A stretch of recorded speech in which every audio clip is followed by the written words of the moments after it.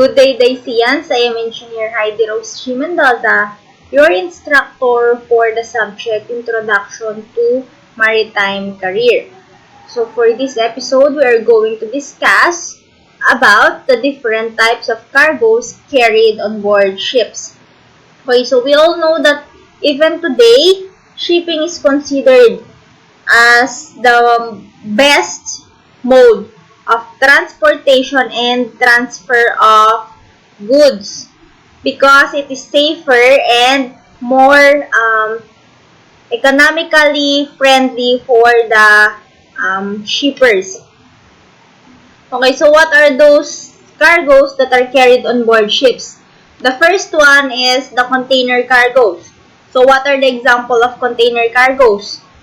Toys, televisions, DVDs, clothing, meat, and computers. Containers are the best way to transport these and many similar products. By efficiently loading the goods, they can be transported simultaneously in large quantities. And the goods are well protected against the elements by the container's metal walls. Okay, so some shippers prefer this type of or mode of transportation of their goods to be put inside a container because it is safer, because it is protected by the metal walls of the container box. Okay, so next cargo is the liquid bulk or the liquid cargoes. So what are those? All of us will have come across liquid bulk cargoes in everyday life in one form or another. From gasoline to fuel our cars, to fruit juices and cooking oil for consumption in the home. It's difficult to live the lives we live today without them. So those type of liquid cargoes are being transported via tanker vessels. Okay, so these free-flowing liquid cargoes, which also include crude oil, liquefied natural gas, and chemicals, are not boxed, bagged, or hand-stowed. Instead, they are poured, binubuhos into, and sucked out of large tank spaces, known as the holds of a parcel tanker. Okay, so next type of cargo is the dry bulk. So if we have liquid bulk, we have also dry bulk. Examples of dry bulk. Okay, so from grains to coal and from sugar to cocoa. Dry bulk cargoes cover a range of product and raw materials that have two features in common. They are unpacked and are homogeneous. Other bulk cargoes include iron ore, alumina, fertilizers, scrap, sulfur, and cement, as well as a large number of agricultural products for the human and animal food industry, such as rice and corn.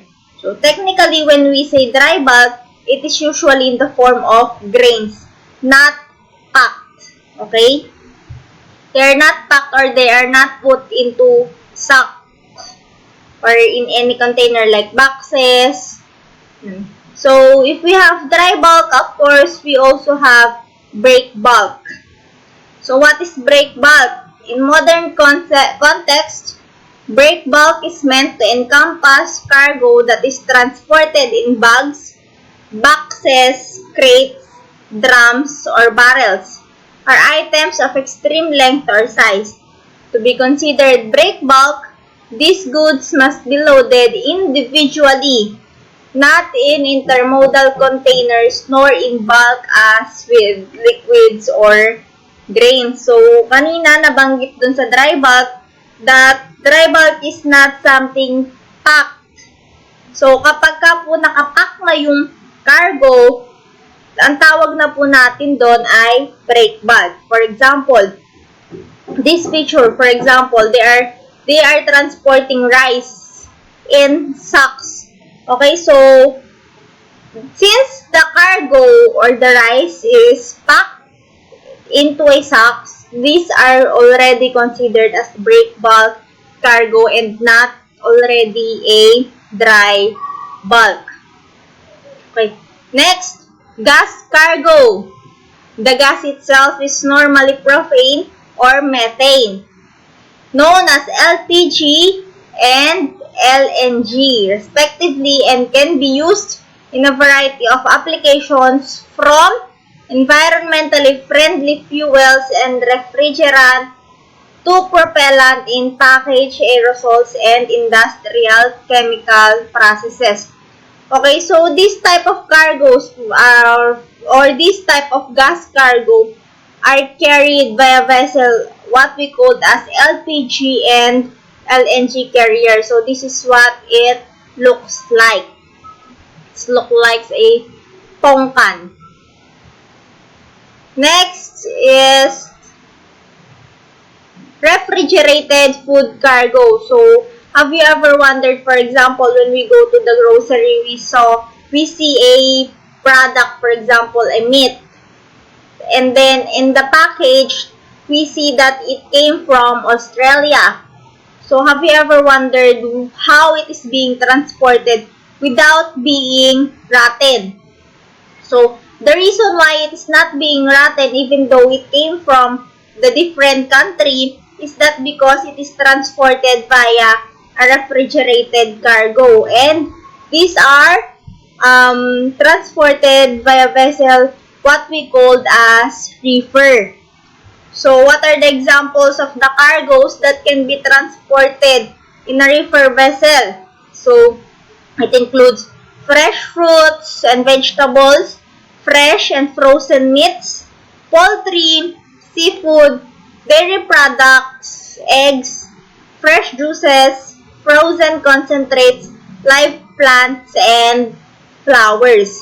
So, to preserve its goodness, it is transported via reefer vessels. Next type of cargo being carried on board ship is ro-ro cargo. So, ro-ro refers to roll-on and roll-off cargo. So, this name explains how the cargo is discharged and loaded. So, this concerns cargo that can be driven, which is only done by specially trained drivers. Ro-ro is used for cars, buses, trucks, agricultural vehicles, and cranes. To transport as many of these vehicles in one go, enormous ro-ro vessels have been built. Okay, so when we say ro-ro cargo, it means or it also means wheeled cargo, yung may mga gulong that is driven by specially trained drivers. Next type of cargo is the livestock. Okay, so when we say livestock, it also means animals, live animals. Okay, so ships that are used for the purpose of transferring cattle across the seas are known as livestock carriers or cattle ships. So these animals, the animals that are used in such livestock carriers include sheep, goats, cows, and other forms of cattle. So just remember that when we say livestock, it is the transportation of live animals. Next is the timber cargo. Timber cargoes come in many forms and sizes and may consist of logs, cants, rugged end packages, or packages that are square or flush both ends. Okay, so technically these are the wood products.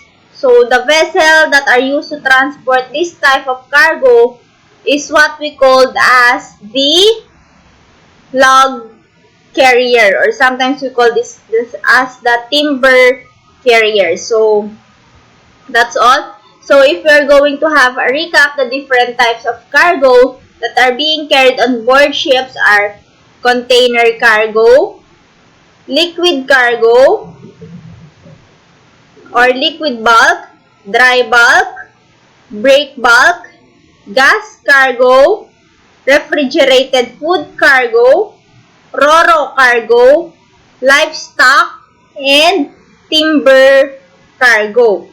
Okay, so thank you, and that's all for this episode. And I hope I was able to help you with the understanding of the different types of cargoes that are being transported in a vessel. So, thank you and see you on our next episode.